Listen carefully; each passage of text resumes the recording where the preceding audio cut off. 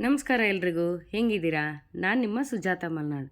ನಾವು ಚಿಕ್ಕವರಿದ್ದಾಗ ಶಾಲೆಯಿಂದ ಬರುವಾಗ ತೋಟದಲ್ಲಿ ಹಾಗೆ ಕಾಡಲ್ಲಿ ಏನೇನು ಹಣ್ಣು ಸಿಗುತ್ತೋ ಎಲ್ಲನೂ ತಿನ್ಕೊಂಡು ಬರ್ತಿದ್ವು. ರಜೆ ಟೈಮಲ್ಲಂತೂ ಇಡೀ ಕಾಡೇ ತೋಟನೇ ನಮ್ಮದೇ ಅನ್ನೋ ಥರ ನಾವೆಲ್ಲ ಹಣ್ಣನ್ನು ಕೊಯ್ದು ತಿಂತಾಯಿದ್ವಿ. ಆದರೆ ಈಗಿನ ಮಕ್ಕಳು ಆ ಥರ ಅದೃಷ್ಟ ಮಾಡಿಲ್ಲ ಅನಿಸುತ್ತೆ. ಯಾಕೆಂದರೆ ಈಗಿನ ಮಕ್ಕಳಿಗೆ ಈ ಹಣ್ಣುಗಳು ಸಿಗೋದೇ ಕಡಿಮೆ ಅಂತಲೂ ಕೂಡ ಹೇಳ್ಬೋದು.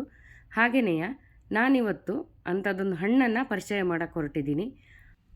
ಹಾಗಾದರೆ ಆ ಹಣ್ಣು ಮತ್ತು ಮರವನ್ನು ನೋಡೋಣ ಬನ್ನಿ. ಈ ಹಣ್ಣನ್ನು ನಮ್ಮ ಮಲೆನಾಡಿನಲ್ಲಿ ಸುಮಾರು ಹೆಸರಲ್ಲಿ ಕರೀತಾರೆ. ಸಂಪಿಗೆ, ಹುಳಿ ಸಂಪಿಗೆ, ಕಲ್ಸಂಪಿಗೆ. ಹಾಗೆಯೇ ಈ ಹಣ್ಣನ್ನು ನಮ್ಮ ಮಲೆನಾಡಿನ ಸೇಬು ಅಂದರೆ ಆ್ಯಪಲ್ ಅಂತಲೇ ಕರೀತಾರೆ. ಅಷ್ಟು ಹೆಸರುವಾಸಿಯಾದ ಹಣ್ಣು ಇದು. ಹಾಗಾದರೆ ಹಣ್ಣು ಕೊಯ್ಯೋಣ ಬನ್ನಿ. ಚೂರು ಕೊಡು, ಚೂರು ಬಗ್ಸೋಣ, ಚೂರು ಜೊತ್ ಬಿಡು, ಅವಾಗ ಅಣ್ಣ ಬರ್ತಾನೆ. ಅಯ್ಯೋ ಎಲ್ಲ ಉದ್ರ ಹೋಗ್ತಾ ಇದೆ ಪಾಪ. ಹಂಗಿಡ್ಕ ಚೂರು ಇನ್ನು ಬಗ್ಸೋಣ, ನಂಗೆ ಸಿಗುತ್ತೆ, ಇಟ್ಕೊಳ್ತಾನೆ ಅಣ್ಣ. ನೋಡಿದ್ರಲ್ಲ ಮರದಲ್ಲಿ ಸಂಪಿಗೆ ಹಣ್ಣು ಹೇಗೆ ತುಂಬಿ ತುಳುಕ್ತಾ ಇದೆ ಅಂತ. ಇಡೀ ಮರನೇ ರಂಗೇರಿದಾಗಿದೆ, ಅಷ್ಟು ಚೆನ್ನಾಗಿರುತ್ತೆ. ಹಾಗೆಯೇ ಮಲೆನಾಡಲ್ಲಿ ಈ ರೀತಿಯಾಗಿ ಹಣ್ಣುಗಳನ್ನು ನೋಡೋದೇ ಒಂದು ಕಣ್ಣಿಗೆ ಹಬ್ಬ ಅಂತಲೇ ಹೇಳ್ಬೋದು. ನೋಡಿ, ಮರ ಈ ರೀತಿಯಾಗಿ ದೊಡ್ಡದಾಗಿ ಇರುತ್ತೆ. ಹಾಗೆ ಗೊಂಚಿಲಾಗಿ ಈ ರೀತಿಯಾಗಿ ಹಣ್ಣು ಕಾಯಿಗಳು ಯಥೇಚ್ಛವಾಗಿ ಸಿಗುತ್ತೆ. ಇದು ಕಾಡಿನ ಹಣ್ಣುಗಳಾಗಿರೋದ್ರಿಂದ ನಮ್ಮ ಆರೋಗ್ಯಕ್ಕೆ ತುಂಬಾ ಒಳ್ಳೆಯದು. ಈ ಹಣ್ಣಲ್ಲಿ ರುಚಿಯಲ್ಲಿ 2 ಥರ ಇರುತ್ತೆ. ಕೆಲವು ಮರದಲ್ಲಿ ಬೆಳೆಯುವಂಥ ಸಂಪಿಗೆ ಹಣ್ಣು ಸ್ವಲ್ಪ ಹುಳಿಯಾಗಿರುತ್ತೆ. ಕೆಲವು ಮರದಲ್ಲಿ ಬೆಳೆಯುವಂಥದ್ದು ಸ್ವಲ್ಪ ಸಿಹಿ ಜಾಸ್ತಿ ಇರುತ್ತೆ.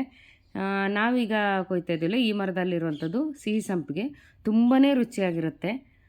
ಒಳಗೆಲ್ಲ ಜಾಸ್ತಿ ಬೀಜ ತುಂಬಿಕೊಂಡಿರುತ್ತೆ ಇದರಲ್ಲಿ. ನೋಡಿ, ಈ ರೀತಿಯಾಗಿದೆ ಹಣ್ಣು.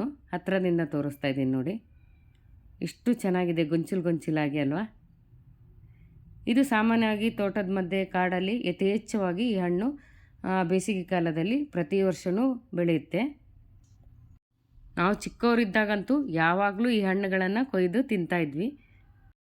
ಶಾಲೆಗೆ ರಜೆ ಸಿಕ್ಕಿದ್ರೆ ಎಂದರೆ ಸಾಕು, ಮಲೆನಾಡಲ್ಲಿ ತುಂಬ ಥರದ ಕಾಡಿನ ಹಣ್ಣುಗಳು ಸಿಗ್ತವೆ. ಬೆಂಬರ್ಲೆ, ಕಲ್ಸಂಪಿಗೆ, ನೇರಳೆ ಹಣ್ಣು, ಚೂರಿ ಹಣ್ಣು, ಹೀಗೆ ವಿವಿಧ ರೀತಿಯಾದ ಹಣ್ಣುಗಳು ಯಥೇಚ್ಛವಾಗಿ ಸಿಗ್ತಿದ್ರಿಂದ ಕೊಯ್ಕೊಂಬಂದು ಸ್ನೇಹಿತರ ಜೊತೆ ಹಾಗೆ ಮನೆಯವ್ರ ಜೊತೆ ಕೂಡಿ ತಿನ್ನೋದೇ ನಮಗೆ ದೊಡ್ಡ ಹಬ್ಬ ಆಗಿತ್ತು. ಇವತ್ತು ನನ್ನ ಮಗನೂ ಕೂಡ ನನಗೆ ಹಣ್ಣು ಕೊಯ್ಕೊಡ್ತಾ ಇದ್ದಾನೆ. ಹಾಗೆ ತಮ್ಮ ತಂಗಿ ಎಲ್ಲರೂ ಸೇರಿ ನನಗೆ ಇವತ್ತು ಹಣ್ಣೆಲ್ಲ ಕೊಯ್ಕೊಟ್ರು. ನನಗೆ ತುಂಬ ಇಷ್ಟ ಅಂಥೇಳಿ. ಹಾಗೆ ಎಲ್ಲರೂ ಈ ಹಣ್ಣನ್ನು ತಿಂದ್ವಿ. ತುಂಬಾ ಖುಷಿ ಕೊಡ್ತು. ಬಾಲ್ಯದ ನೆನಪನ್ನು ಇನ್ನೊಂದು ಸಲ ಮರುಕಳಿಸೋ ಹಾಗೆ ಆಯಿತು.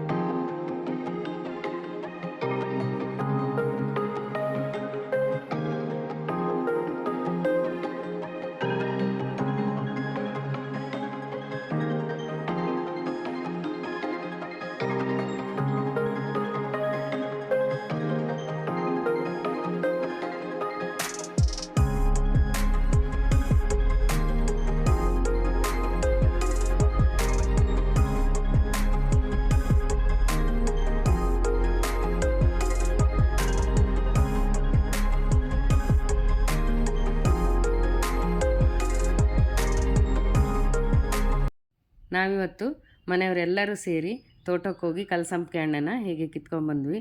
ಇಲ್ಲಿ ನೋಡಿ, ನನ್ನ ತಮ್ಮ ಎಲ್ಲ ಹಣ್ಣುಗಳನ್ನೆಲ್ಲ ಕೊಯ್ದು ಕೊಡ್ತಾ ಇದ್ದೇನೆ, ನನಗೆ ತುಂಬ ಇಷ್ಟ ಅಂಥೇಳಿ. ನೋಡಿ, ಇಲ್ಲಿ ಸಂಪಿಗೆ ಮರ ಕಾಣ್ತದಲ್ಲ, ಎಷ್ಟು ಎತ್ತರವಾಗಿ ಬೆಳೆದಿದೆ ನೋಡಿ. ಹೀಗಿರುತ್ತೆ ಸಂಪಿಗೆ ಮರ. ಹಾಗೆಯೇ ಹಣ್ಣುಗಳು ಈ ರೀತಿಯಾಗಿದ್ದಾವೆ ನೋಡಿ. ಕೆಲವೊಂದು ತುಂಬ ಹಣ್ಣಾಗಿದೆ, ಕೆಲವು ಸ್ವಲ್ಪ ಹಣ್ಣಾಗಿದೆ, ಹಾಗೆ ಇನ್ನು ಕೆಲವು ಕಾಯಿದೆ. ಎಷ್ಟು ಚೆನ್ನಾಗಿದೆ ಅಲ್ಲ ಬಣ್ಣ ನೋಡೋದಕ್ಕೆ. ತುಂಬ ಸಿಹಿ ಕೂಡ ಇದೆ ಈ ಹಣ್ಣು. ಈ ಹಣ್ಣಿನ ತುಂಬ ಸಾಮಾನ್ಯವಾಗಿ ಬೀಜಗಳು ತುಂಬಿರುತ್ತೆ ಅಂತಲೇ ಹೇಳ್ಬೋದು. ನಾನಿಲ್ಲಿ ಒಂದು ಹಣ್ಣನ್ನು ಬಿಡಿಸಿ ತೋರಿಸ್ತಿದ್ದೀನಿ ನೋಡಿ. ಈ ಹಣ್ಣಿನ ತುಂಬ ಬೀಜಗಳಿರುತ್ತವೆ. ಹಾಗಂತೇಳಿ ಈ ಹಣ್ಣನ್ನು ಬೀಜ ತೆಗೆದು ತಿನ್ನೋಂಗಿಲ್ಲ, ಬೀಜ ಸಮೇತ ತಿನ್ನಬೇಕಾಗುತ್ತೆ. ಕಾಡಲ್ಲಿ ಸಿಗುವಂಥ ಪ್ರತಿಯೊಂದು ಹಣ್ಣುಗಳು ನಮ್ಮ ಆರೋಗ್ಯವನ್ನು ವೃದ್ಧಿಸುವಂಥದ್ದು. ಸಾಧ್ಯವಾದರೆ ಹಳ್ಳಿಗಳಿಗೆ ಹೋದರೆ ಅಲ್ಲಿ ಸಿಕ್ಕಿದಂಥ ಕಾಡಿನ ಹಣ್ಣುಗಳನ್ನು ನೀವು ತಿನ್ನಿ, ಹಾಗೆ ಮಕ್ಕಳಿಗೂ ಇದರ ಪರಿಚಯ ಮಾಡಿ ಅವರಿಗೂ ತಿನ್ನಿಸಿ ಅಂತ ಹೇಳ್ತಾ ಇಲ್ಲಿಗೆ ಈ ವಿಡಿಯೋನ ಮುಗಿಸ್ತಾ ಇದ್ದೀನಿ. ಮುಂದಿನ ವಿಡಿಯೋದಲ್ಲಿ ಸಿಗ್ತೀನಿ. ಹೋಗಿ ಬರಲಾ? ನಮಸ್ಕಾರ.